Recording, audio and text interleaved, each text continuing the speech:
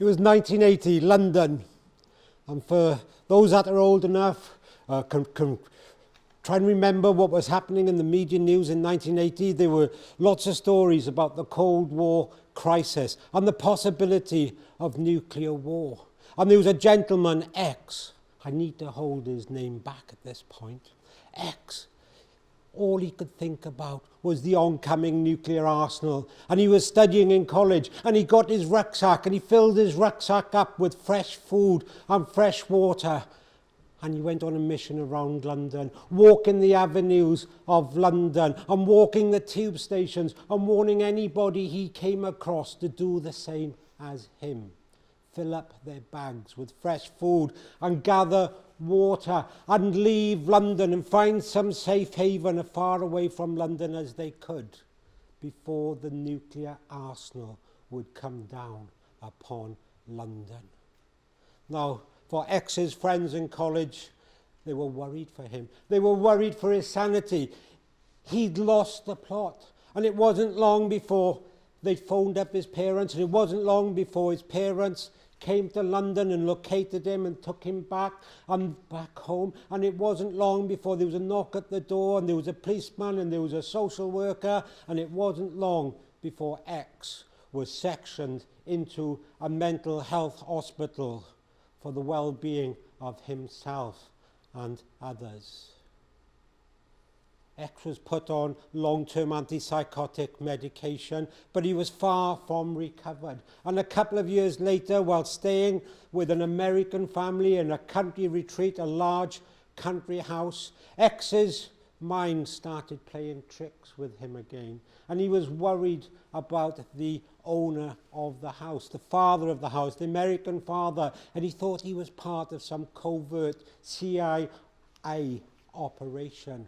And the American father knocked on X's bedroom door, and he walked into X's bedroom door, and X was there, and all he could see, this American was holding a Luger gun in his pocket. And any moment he was going to bring out that Luger gun and shoot X dead.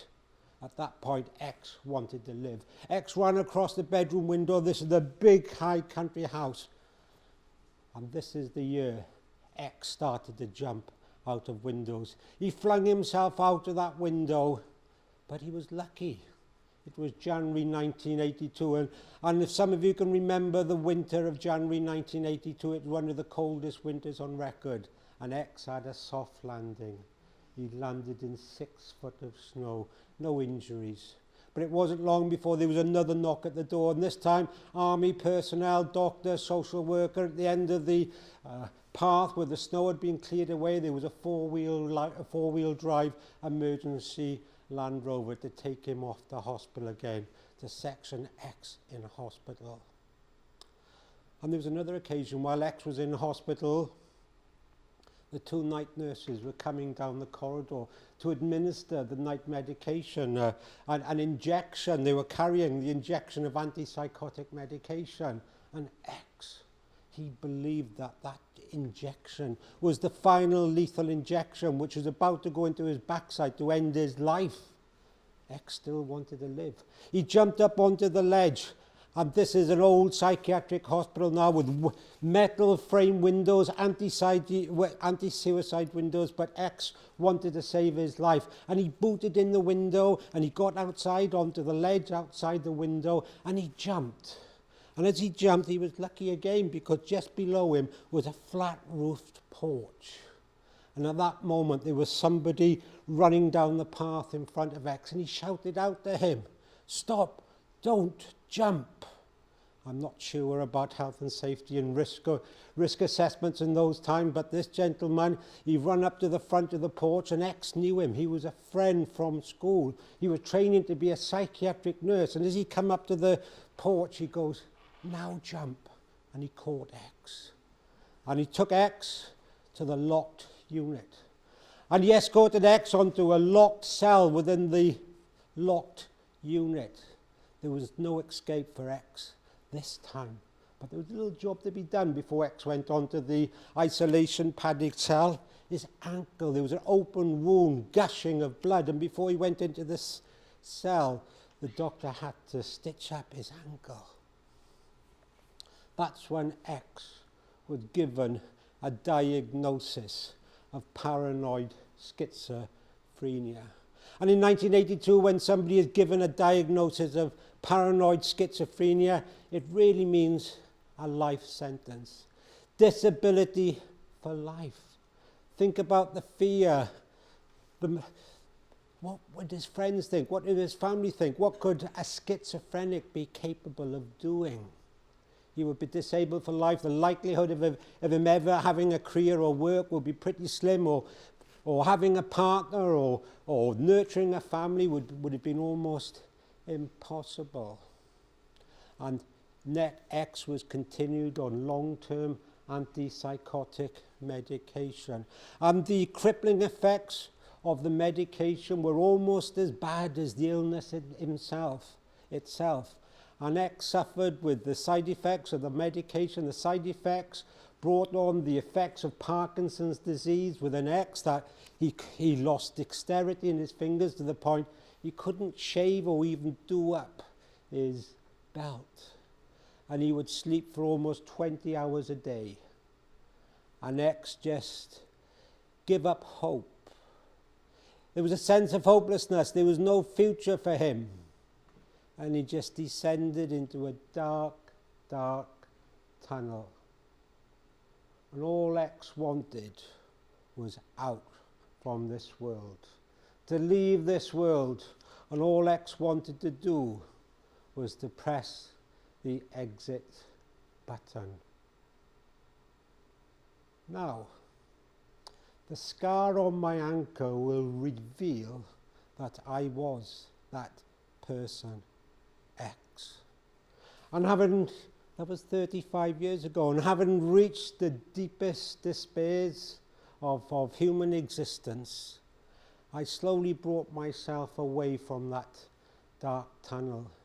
And I stand here, 35 years on, recovered in this horrible illness of schizophrenia. Professionals would say in the 1980s, the 1990s, that me standing up here would have been impossible. People with schizophrenia do not recover. But we moved on a little bit. I've studied this.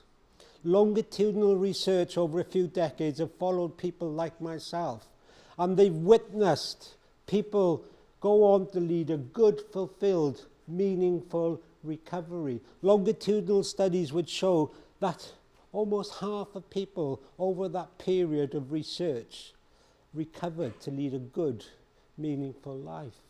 Many of them even without medication. Some would go on to lead good, successful, recovered lives with medication. If you went on YouTube and did a search on schizophrenia and recovery and lived experience, you'd probably flash up 2 YouTube talks. One by Professor Ellen Sachs and one by Dr. Eleanor Long. Professor Ellen Sachs has lived with chronic schizophrenia all her life. She hid the illness because of the stigma and discrimination of the illness. But Professor Ellen Sachs went on to build up a really excellent career as a mental health law expert, as a professor in psychology and psychiatry at the University of South California. She puts her recovery down to good friends and colleagues, but also the medication and talking therapies. But she puts great emphasis upon fulfilling work and a supportive workplace. Dr. Eleanor Long, look her up on TED Talks on YouTube. Experienced hearing voices, and she descends into a pit of hopelessness and despair and humiliation, but she recovers. She gathers herself. She recovers to go on to realize her lifelong ambition as a research psychologist. Dr. Eleanor Long puts much of her recovery down to fellow survivors, fellow comrades, her mother, but she puts a real importance on the belief that others had in her recovery.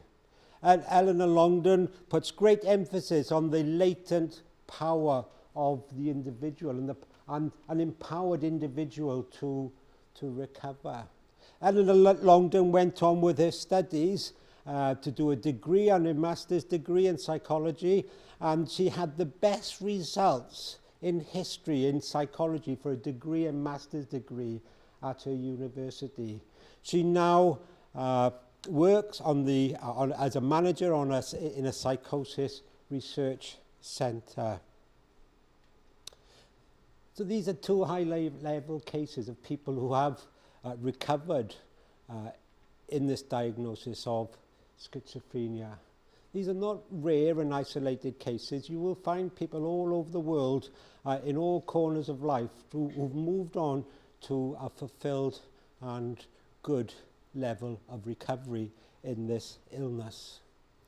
Myself, I'm proud for what I've achieved. Slowly but surely, I've moved on over the last 35 years. I've built up a career.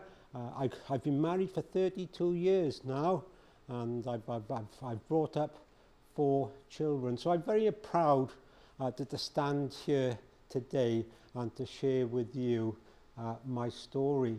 And thinking about those dark times, the terrible days of psychosis, the months and months in hospital, the experience of the crippling medication. And I hid my illness for many, many years. I hid my illness because of the stigma and misunderstanding out there. I hid the illness because the effects that it may have on me, on my family, in a work situation. What would people really think about me if they knew I had a diagnosis of schizophrenia? What would my neighbours think about me? So I hid it because of public perception. I even hid it from my own family. I have 4 children, and they didn't really know the full truth because this happened, most of my really difficult times happened before they were born. And one of my biggest challenges is only this year, 2 of my sons are in the audience here this afternoon. And one of my biggest challenges has been to open up to my 4 children. It's only been this year that I've had the courage to share with them the full truths of what their father went through before they were born. So that's something about stigma.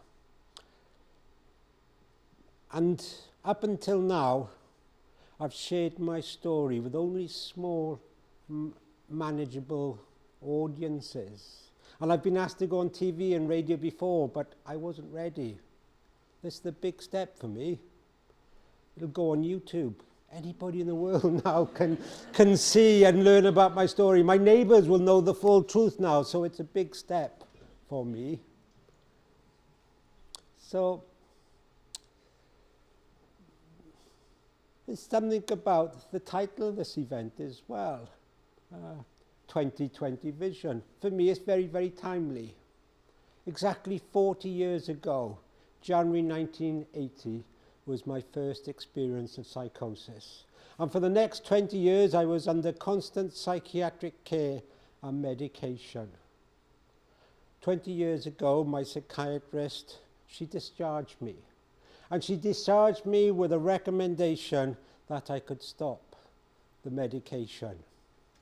That was 20 years ago. You get it? That's my 2020 vision.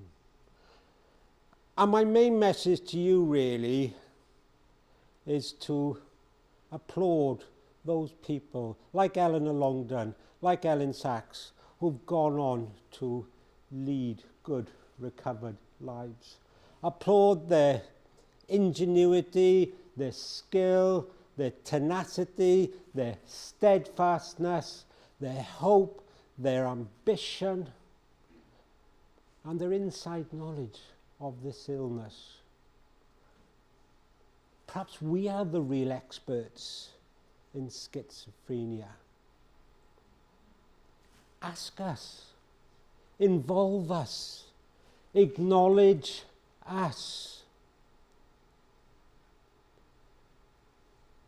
We can offer hope to others who are trapped in the snares of this illness. We can show a light on the path towards recovery, and we can support, offer hope to those people.